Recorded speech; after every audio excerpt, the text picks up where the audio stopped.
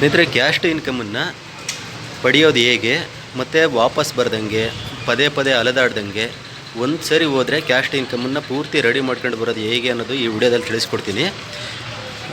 ಈಗ ಕ್ಯಾಸ್ಟ್ ಇನ್ಕಮ್ಗೆ ಒಂದು ಚಾಪ ಕಾಗದ ತಗೋಬೇಕಾಗುತ್ತೆ. ಫಸ್ಟ್ ಪಾರ್ಟಿ ನಾವಾಗಿರ್ತೀವಿ, ಎರಡನೇ ಪಾರ್ಟಿ ನಮ್ಮ ತಹಶೀಲ್ದಾರ್ ಆಗಿರ್ತಾರೆ.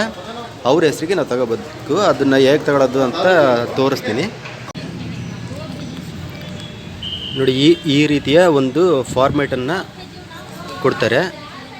ಇದನ್ನು ನಾವು ಫಿಲಪ್ ಮಾಡಬೇಕು. ಇದನ್ನು ಯಾವ ರೀತಿ ಫಿಲಪ್ ಮಾಡಬೇಕು ಅಂತ ಅಂದರೆ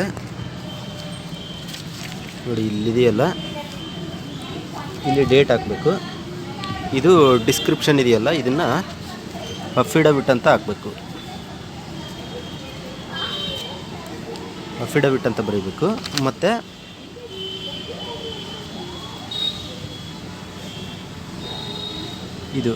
ಇದು ಅಫಿಡವಿಟ್ಟು.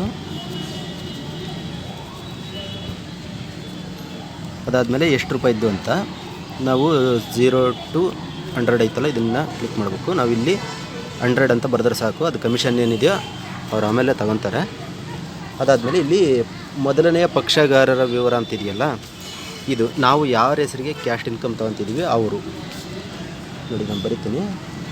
ಕ್ಯಾಪಿಟಲ್ ಲೆಟ್ರಲ್ಲಿ ಬರೆಯೋದು ಬೆಸ್ಟ್, ಯಾಕಂದರೆ ಅಲ್ಲಿ ಅವ್ರಿಗೆ ಈಸಿಯಾಗಿ ಅರ್ಥ ಆಗುತ್ತೆ.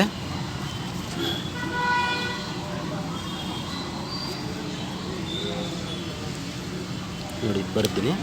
ಮತ್ತು ಇಲ್ಲಿ ಕೆಳಗೆ ಅಡ್ರೆಸ್ ಬರೀಬೇಕು ಮತ್ತು ಫೋನ್ ನಂಬರ್ ಹಾಕಬೇಕು.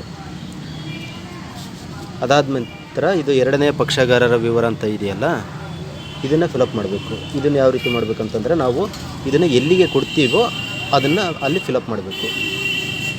ಇಲ್ಲಿ ಡೇಟ್ ಹಾಕಬೇಕು. ನಾವೆಲ್ಲಿ ಕೊಡ್ತಿದ್ದೀವಿ, ಇದನ್ನು ನಾಡ ಕಚೇರಿಗೆ ಕೊಡ್ತಾಯಿದ್ದೀವಿ. ಅಂದರೆ ನಮಗೆ ಕ್ಯಾಸ್ಟ್ ಇನ್ಕಮ್ ಕೊಡೋದು ತಹಶೀಲ್ದಾರರು, ಅದಕ್ಕೆ ತಹಶೀಲ್ದಾರ್ ಅಂತ ಹಾಕ್ತೀನಿ.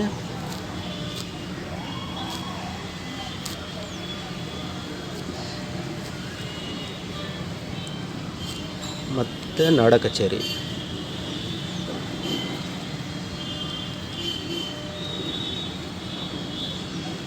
ಕಚೇರಿ, ತುರುವನೂರು ಅಂತ ಹಾಕ್ತೀನಿ ಇಲ್ಲಿ.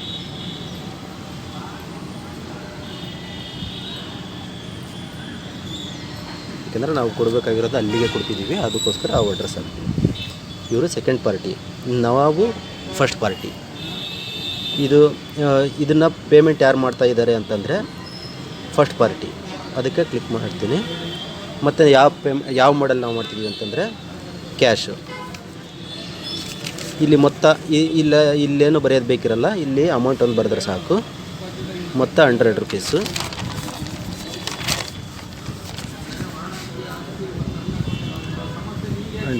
ಮತ್ತು ಇಲ್ಲೂ 100 ಅಂತ ಬರ್ತೀನಿ. ನಾನು ಕಮಿಷನ್ ಏನು ಮೆನ್ಷನ್ ಮಾಡಿರಲ್ಲ, ಅಕ್ಷರದಲ್ಲಿ ಅಂತ ಇದೆಯಲ್ಲ, ಇಲ್ಲಿ ಫಿಲಪ್ ಮಾಡ್ತೀನಿ 100 ಅಂತ.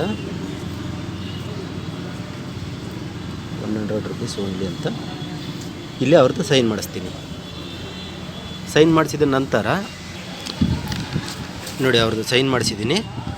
ಈಗ ಇದನ್ನು ನಾವು ಇದು ಚಾಪಕಾದ ಕೊಡ್ತಾರಲ್ಲ ಅವ್ರಿಗೆ ಕೊಡಬೇಕೀಗ. ಇದರಲ್ಲಿ ಹೆಸರು ಎಲ್ಲ ಆಧಾರ್ ಕಾರ್ಡಲ್ಲಿ ಯಾವ ರೀತಿ ಇದೆಯೋ ಅದೇ ರೀತಿ ಹೆಸರು ಎಲ್ಲ ಬರೆದಿರ್ಬೇಕು ನಾವು.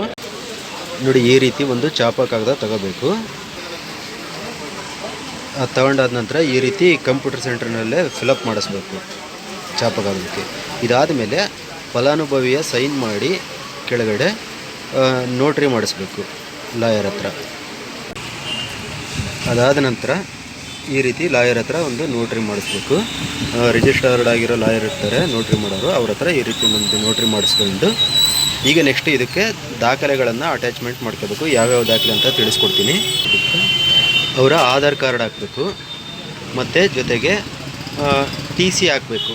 ಈ TC ಮಕ್ಕಳದಾಗಿದ್ದರೂ ಸಹ ನಡೆಯುತ್ತೆ, ಅವ್ರದ್ದೇ ಆಗಿದ್ದರೂ ನಡೆಯುತ್ತೆ. ಅವು ಒಂದು ವೇಳೆ ಅವ್ರದ್ದಿಲ್ಲ, ಅವರೆಲ್ಲ ಬೇರೆ ಶಾಲೆಯಲ್ಲಿ ಎಲ್ಲೋ ಓದಿರ್ತಾರೆ, ಈಗ ಅಲ್ಲಿಗೆ ಹೋಗೋಕ್ಕಾಗಲ್ಲ, ತರೋಕ್ಕಾಗಲ್ಲ ಅಂತಂದಾಗ ಮಕ್ಕಳ TCನೂ ಹಾಕಿದರೆ ನಡೆಯುತ್ತೆ.